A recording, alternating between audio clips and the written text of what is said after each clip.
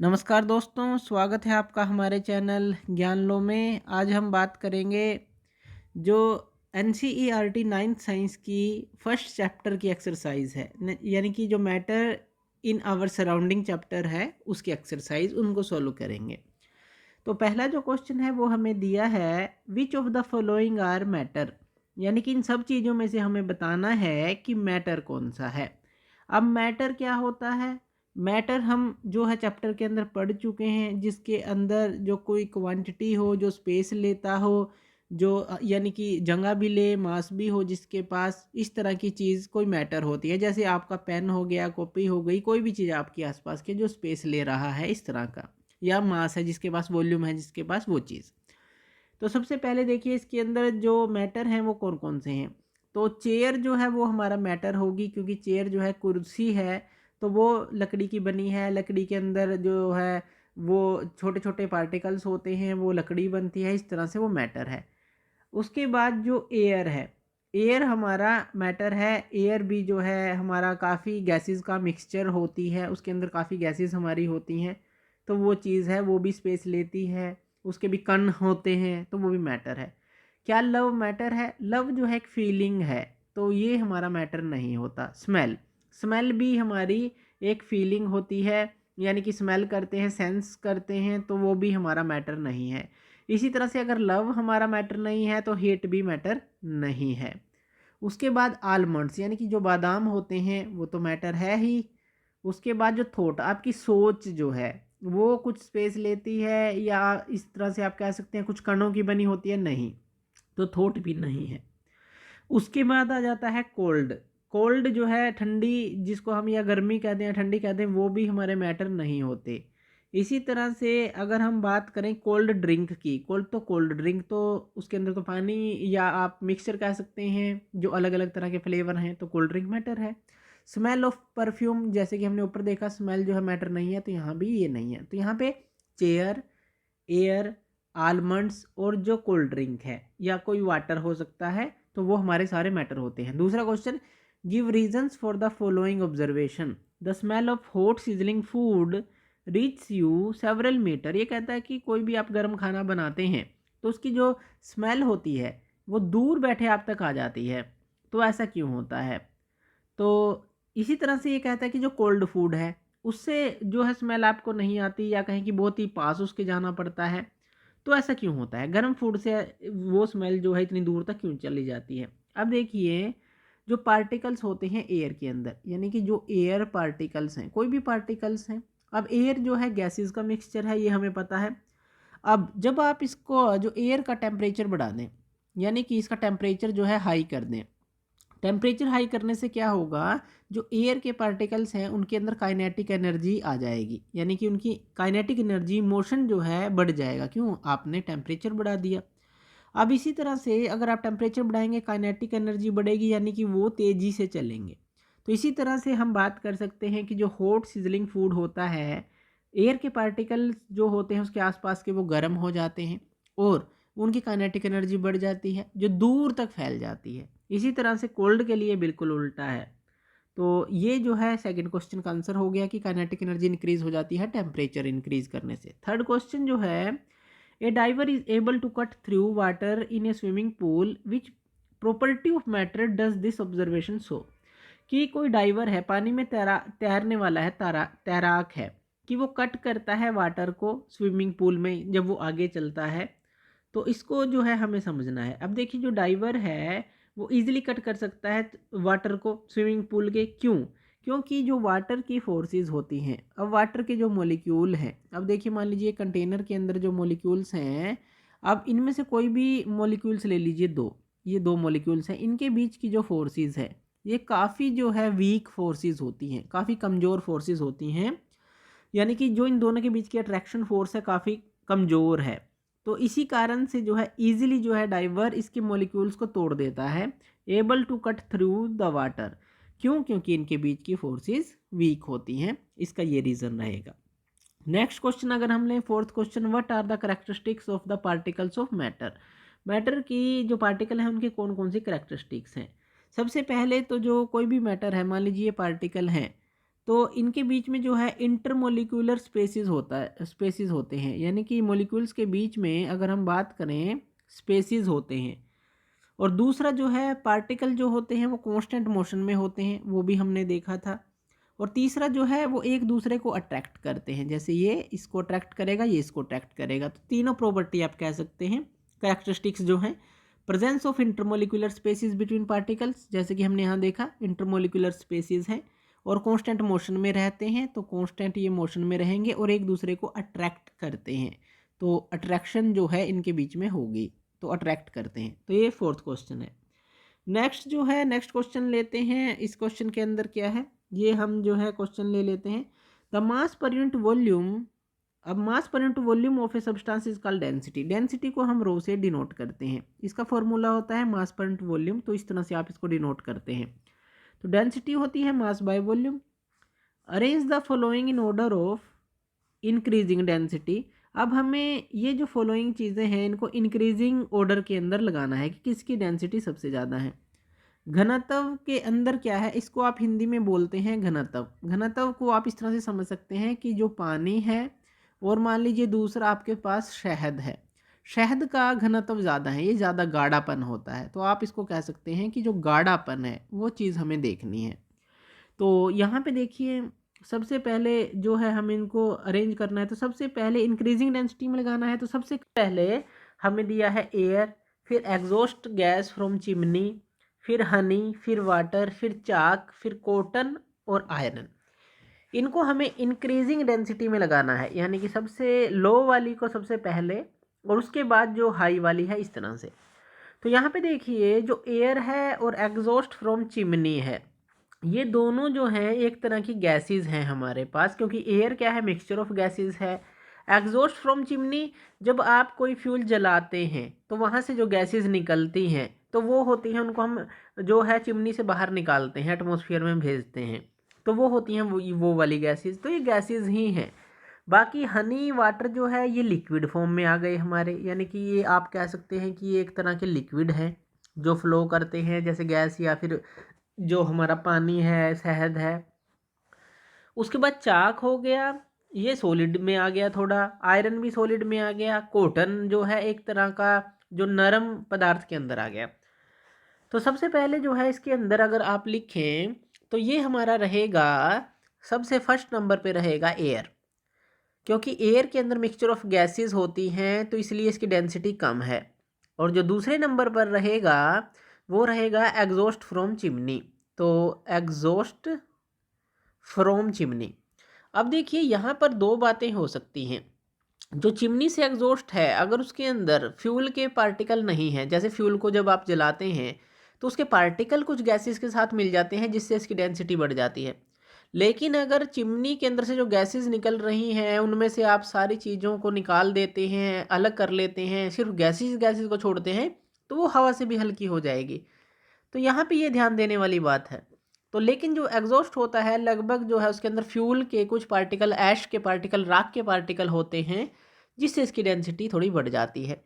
तो इसलिए first number पे हमने एयर को रखा, सेकंड नंबर पे एग्जॉस्ट फ्रॉम चिमनी को रखा। तो ये थोड़ा सा इन दोनों में कन्फ्यूज़न अगर आपको हो तो उसको ठीक कर लीजिएगा। अगर सिर्फ गर्म गैसेज हों तो वो एयर से भी हल्की होंगी, सिर्फ गर्म गैसेज की बात करें, एग्जॉस्ट फ्रॉम चिमनी की बात ना करें, तो वो चीज़ आपको ध्यान देनी है यहाँ पे।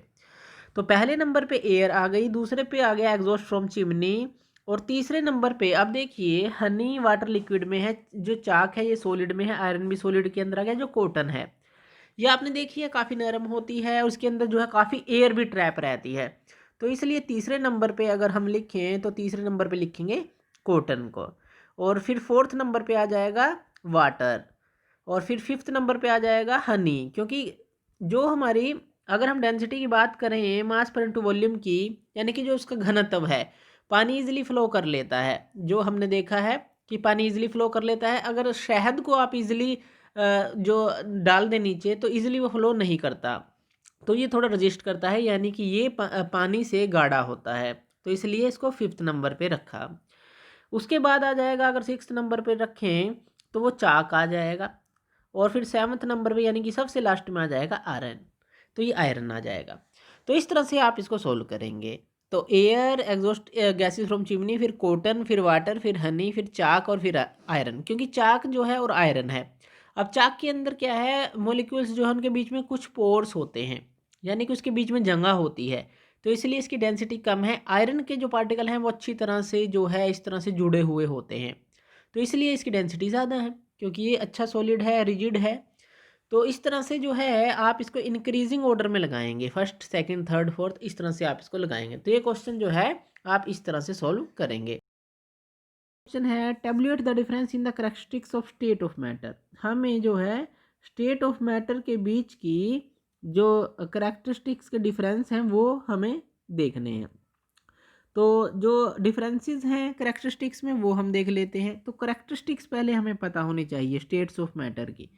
तो वो जो है हमारी होती हैं सॉलिड, लिक्विड, गैस। तो हम इसको दिखा देते हैं कि ये सॉलिड है, लिक्विड है और गैस, ये तीनों करैक्टरिस्टिक्स हैं। तो ये तीनों करैक्टरिस्टिक्स हैं। अब जो करैक्टरिस्टिक्स की बात करें, यानी कि ये तो हमारी स्टेट्स हैं, सॉरी ये स्टेट्स हैं। इनकी करैक्टरिस्टिक्स क्या है, जैसे शेप की बात करें कि जो शेप होगी, अब सॉलिड की हमारी जो शेप होती है फिक्स होती है, तो इसको हम एफ से डिनोट कर देती हैं। लिक्विड को जिस चीज़ के भी अंदर डालते हैं वो उसी की शेप ले लेती हैं, यानी कि नॉट फिक्स्ड। इसी तरह से जो गैस होती है वो भी जो है हर चीज़ की शेप ले लेती है, ये भी है नॉट फिक्स्ड। तो शेप जो है इस तरह से आप सॉलिड की फिक्स, इनकी नॉट फिक्स। उसके बाद बात करें वॉल्यूम की, जो वॉल्यूम होती है सॉलिड की हमेशा फिक्स रहती है, यानी कि उतनी ही वॉल्यूम लेगा ये, जहाँ मर्जी आप इसको ले जाएं। और जो लिक्विड की है इसकी भी फिक्स वॉल्यूम रहेगी, जैसे 1 लीटर पानी है, 1 लीटर दूध है, कुछ भी। लेकिन गैस की जो वॉल्यूम है फिक्स नहीं रहती। आप एक कंटेनर में लेते हैं तो वो फैल जाती है। मान लीजिए इस कंटेनर में आपने गैस छोड़ी तो सारी जगह इसके मॉलिक्यूल फैल जाते हैं, तो ये नॉट फिक्स्ड आप बोल देंगे। तो ये भी फिक्स है, ये भी फिक्स है। इसी तरह से अगर हम बात करें इंटरमोलिकुलर फोर्सेस की, जो इंटरमोलिकुलर फोर्सेस हैं यानी कि इनके बीच की जो फोर्सेस हैं, मॉलिक्यूल्स के बीच की फोर्सेस सॉलिड में सबसे ज़्यादा होंगी। क्यों? क्योंकि सॉलिड में ये एक दूसरे से अटैच रहते हैं, तो सबसे ज़्यादा जो है सॉलिड में रहती है। उसके बाद लेस देन सॉलिड रहती है हमारी लिक्विड के अंदर, यानी कि इससे जो थोड़ी कम, तो यहाँ पे आप लिख सकते हैं लेस देन सॉलिड्स। तो ये लेस देन सॉलिड्स रहती है जो लिक्विड में है। और यहाँ पे जो होती है गैस के अंदर काफ़ी कम होती है, क्योंकि इसके मॉलिक्यूल अलग अलग रहते हैं। गैस आपने देखा होगा छोड़ देंगे तो सारी जगह फैल जाती है, तो ये आप कह सकते हैं। इसी तरह से कंप्रेसिबिलिटी अगर हम देखें कि कितना कोई चीज़ कंप्रेस हो सकती है, तो कंप्रेसिबिलिटी सबसे ज़्यादा जो है अगर हम कहें तो वो गैस जो है हाईली कंप्रेसिबल होती है। क्यों? गैस को आप काफ़ी ज़्यादा कंप्रेस करते हैं, जैसे सिलेंडर में भर सकते हैं उसको, तो हाईली कंप्रेसिबल है। दूसरे नंबर पे लिक्विड आता है, उसको आप कुछ कंप्रेस कर सकते हैं। सॉलिड को आप नेग्लिजिबली, या कहेंगे तीसरे नंबर पे ये आता है कि नेग्लिजिबल कंप्रेस कर सकते हैं। तो ये इसकी करैक्टरिस्टिक्स हो जाती हैं। तो अब बात करते हैं रिजिडिटी, कंप्रेसिबिलिटी, फ्लूइडिटी, ये सारी चीज़ें क्या होती हैं। सबसे पहले बात कर लेते हैं रिजिडिटी की। रिजिडिटी क्या है? ये वो प्रॉपर्टी है किसी सब्सटेंस की कि वो उसकी शेप को चेंज नहीं होने देती, यानी कि उसको वो उसी शेप में रखती है, शेप को चेंज नहीं हो। जब आप उसके ऊपर फोर्स लगाएं, जैसे कोई भी चीज़ है आप उसके ऊपर फोर्स लगाएं तो उसकी जो शेप है वो ऐसे ही मेंटेन रहे, तो शेप चेंज ना हो, तो वो चीज़ होगी रिजिडिटी। कंप्रेसिबिलिटी क्या होती है? कंप्रेस करना किसी चीज़ को। ये वो प्रॉपर्टी है जब मान लीजिए, जैसे कि हमने बात की यहाँ पे गैस जो है सबसे ज़्यादा कंप्रेसिबल है। क्यों? क्योंकि इसके अंदर मोलिकुलर स्पेस ज़्यादा होता है। तो ये कंप्रेसिबिलिटी क्या है कि जितनी जो है आप उसको कंप्रेस कर पाएंगे उतनी कंप्रेसिबिलिटी उसकी ज़्यादा होगी। तो कंप्रेस करना किसी चीज़ को। उसके बाद फ्लूइडिटी आ जाती है। फ्लूइडिटी होता है किसी चीज़ का फ्लो करना, तो ये जो है हमारी फ्लो से जुड़ी है। यानी कि जैसे पानी है तो उसकी फ्लूइडिटी जो है ज़्यादा है और शहद की फ्लूइडिटी कम है, यानी कि इजीली फ्लो कितना करता है, तो फ्लूइडिटी। फिलिंग ए गैस कंटेनर, तो ये क्या चीज़ है? अगर कंटेनर के अंदर, मान लीजिए कोई कंटेनर है, इस तरह का कंटेनर है और आप इसके अंदर जो है गैस को भर देते हैं। उसके अंदर जैसे घरों के अंदर एलपीजी गैस होती है, लिक्विड पेट्रोलियम गैस होती है, किसी कंटेनर के अंदर आपने गैस को भर दिया तो वो इसकी जो शेप है आसानी से ले लेती है। तो ये क्यों? क्योंकि ऑल जो पॉसिबल डायरेक्शन है जो उसको मिलेगी वहाँ पे ये इसके मॉलिक्यूल मूव करते हैं। तो फिलिंग ए गैस कंटेनर में ये होता है। शेप क्या होती है? शेप होती है कोई भी डेफिनेट स्ट्रक्चर, जैसे मान लीजिए हम सफ़ियर बोल दें, सर्कल बोल दें, स्क्वायर बोल दें, रेक्टेंगल बोल दें, ये सारी क्या हैं? शेप्स होती हैं किसी भी ऑब्जेक्ट की जो उसकी एक्सटर्नल बाउंड्री होती है वो उसकी शेप को दर्शाती है, जैसे रेक्टेंगल या स्क्वायर है, ये सर्कल है, कोई स्फीयर है, वो चीज़। उसके बाद काइनेटिक एनर्जी क्या होती है? काइनेटिक एनर्जी होती है कोई भी जो मॉलिक्यूल है मोशन में जब होता है, मूव करता है, तो वो होती है उसकी काइनेटिक एनर्जी। टेम्परेचर बढ़ाने से बढ़ जाती है, तो वो चीज़ है काइनेटिक एनर्जी। उसके बाद अगर हम काइनेटिक एनर्जी देखें तो गैसेस की ये सबसे ज़्यादा होती है, फिर जो है लिक्विड की होती है दूसरे नंबर पे, सबसे कम सॉलिड की। तो काइनेटिक एनर्जी की बात करें तो सॉलिड की सबसे कम, लिक्विड की उनसे ज़्यादा और गैसेस की सबसे ज़्यादा ये मूव करते हैं। और इसका फॉर्मूला क्या होता है? इसका अगर हम फॉर्मूला देखें तो इसका फॉर्मूला हमारा होता है, अ, इसका फॉर्मूला देख ले। इसका जो फॉर्मूला है वो हम लिखते हैं हाफ एम वी स्केयर। तो काइनेटिक एनर्जी का जो फॉर्मूला है आपने देखा होगा, ये हाफ एम वी स्केयर हम लिखते हैं, ये इसका फॉर्मूला होता है, जहाँ पे एम जो होता है मास होता है, वी होती है वेलोसिटी ऑफ द पार्टिकल, तो ये चीज़ होती है। डेंसिटी हमारी क्या होती है? रो, इसको रो से डिनोट करते हैं, और मास पर यूनिट वॉल्यूम जो है इसका फॉर्मूला होता है। डेंसिटी यानी कि गाढ़ापन किसी चीज़ का, घनत्व, तो ये चीज़ में होता है। उसके बाद आता है हमारा जो है थर्ड क्वेश्चन, वो हम देख लेते हैं। थर्ड क्वेश्चन के अंदर जो है हमें क्या क्या दिया है वो जान लेते हैं। Give reasons a gas fills completely vessel in which it is kept. ये कहता है कि कोई भी वेसल है, मान लीजिए इस तरह का वेसल है, आप इसके अंदर गैस को डाल देते हैं तो ये कंप्लीटली फिल हो जाता है, क्यों? ये हम पहले ही पढ़ चुके हैं। इसका जो रीज़न है कि जो गैस है इसके अंदर जो है, इसके जो मॉलिक्यूल्स हैं इसके अंदर काइनेटिक एनर्जी होती है, यानी कि मोशन के अंदर ज़्यादा होता है, गैस के पार्टिकल ज़्यादा काइनेटिक एनर्जी होती है जो उनको रैंडमली मूव करने में हेल्प करती है एक जगह से दूसरी जगह। तो इसलिए ये कोई भी कंटेनर को आसानी से फिल कर लेते हैं। पहले का तो आंसर यही रहेगा कि इनके अंदर काइनेटिक एनर्जी ज़्यादा है और इसके मॉलिक्यूल रैंडमली मूव कर सकते हैं। दूसरा, एक gas exerts pressure on walls on the container. अब देखिए इनके अंदर काइनेटिक एनर्जी है तो ये जो है इसकी वाल से भी टकराएगी जो कि कंटेनर है। अब जब इसकी वाल से टकराएगी कंटेनर के ये मॉलिक्यूल तो ये प्रेशर उस पर लगाएंगे क्योंकि ये किसी भी डायरेक्शन में मूव कर सकते हैं। तो एक gas exert pressure on the wall of container, आप इस तरह से कह सकते हैं। तीसरा, ए wooden table should be called a solid. जो वुडन टेबल है उसको जो है हमें सॉलिड कहना चाहिए, ये कहता है। क्यों? क्योंकि इसकी प्रॉपर्टी जो है सॉलिड वाली है। प्रॉपर्टी कौन कौन सी आप कह सकते हैं कि इसका जो साइज़ है और शेप है वो डेफिनेट होती है। तो साइज़ और शेप जो है इसकी डेफिनेट है, यानी कि डिफाइंड है कि वो किस तरह का है वो चीज़। इंटरमोलिक्यूल जो अट्रैक्शन है वो भी जो है इस तरह की, अगर हम देखें तो क्लोजली पैक्ड होते हैं, तो ये जो है क्लोजली पैक्ड है दूसरा। तीसरा जो है रिजिड होता है और उसको कंप्रेस नहीं कर सकते। तो ये सारी जो प्रॉपर्टी होती हैं तो ये जो इसके अंदर आती हैं, तो इसलिए इसको सॉलिड आप कह सकते हैं। नेक्स्ट जो है question, we can easily move our hand in air but to do so the same through the solid block of wood we need a karate expert. ये कहता है कि एयर है आपके पास, उसके अंदर आप हैंड को इजीली मूव कर सकते हैं। क्यों? क्योंकि एयर जो है गैसेस का मिक्सचर है और उसके जो ये मॉलिक्यूल्स हैं दूर दूर होते हैं। आप इनको जो है ये, या कहें कि ये लूजली पैक्ड हैं, एक तरह से आप कह सकते हैं कि ये लूजली पैक्ड हैं। आप इनको आसानी से तोड़ सकते हैं, इसलिए आप आसानी से इसके अंदर मूव कर सकते हैं। लेकिन अगर कोई वुडन ब्लॉक है, कोई लकड़ी की शीट है आपके पास मान लीजिए इस तरह की, तो उसको आपको तोड़ने के लिए एक्सरसाइज करनी होगी, एक्सपर्ट बनना होगा। क्यों? क्योंकि इसके जो मॉलिक्यूल हैं क्लोजली पैक्ड होते हैं। तो ये जो है इसका रीज़न है। नेक्स्ट क्वेश्चन लेते हैं। नेक्स्ट क्वेश्चन है, जो लास्ट क्वेश्चन आज हम लेंगे वो है हमारा, liquid generally have lower density. ये कहता है कि लिक्विड की जनरली कम डेंसिटी होती है, कम घनत्व होता है एज कंपेयर टू सॉलिड से। But you must have observe that ice float on water. पर ये कहता है कि जो आइस है वो तो वाटर के ऊपर फ्लो करती है, तो हमें फाइंड आउट करना है वाई। अब देखिए इसके अंदर रोल तो डेंसिटी का ही है। अब जो आइस की डेंसिटी है, अगर हम बात करें आइस की डेंसिटी, ये जो है काफ़ी कम होती है किसके कंपैरिजन से? अगर हम इसको कंपेयर करें वाटर के कंपैरिजन से। अब जब वाटर की डेंसिटी ज़्यादा है, डेंसिटी को हम रो से डिनोट करते हैं, यानी कि मास पर यूनिट वॉल्यूम। तो डेंसिटी अगर इसकी ज़्यादा है वाटर की, इसकी आइस की कम है, तभी तो इसमें फ्लोट करेगी। जैसे पानी के जो जहाज़ होते हैं, पानी के ऊपर बड़ी बड़े जो जहाज़ हैं वो फ्लोट करते हैं, तो उनकी शेप इस तरह से बनाई जाती है। इसी तरह से जो आइस है इसकी जो डेंसिटी है वो कम होती है, तो इसीलिए जो है वो वाटर के ऊपर फ्लो करती है। और जो है जो इसके अंदर अगर हम बात करें, पोर्स होते हैं आइस के अंदर जो एयर को ट्रैप कर लेती है अपने अंदर, जिससे कि वो उसके ऊपर फ्लोट कर पाती है। तो इस तरह से ये जो है इसका आंसर रहेगा। तो ये हमने कुछ क्वेश्चन किए, नेक्स्ट टाइम जो है इसकी और एक्सरसाइज को हम सोल्व करेंगे। तो ये जो क्वेश्चन है आप अच्छी तरह से कर लीजिएगा ताकि आपके बेसिक क्लियर हो जाए, और फिर हम इसको फर्दर जो है आगे लेकर चलेंगे। तो थैंक यू वीडियो देखने के लिए, और इसी तरह की वीडियोज़ के लिए आप हमारे चैनल ज्ञान लो पे हमें सब्सक्राइब कर सकते हैं।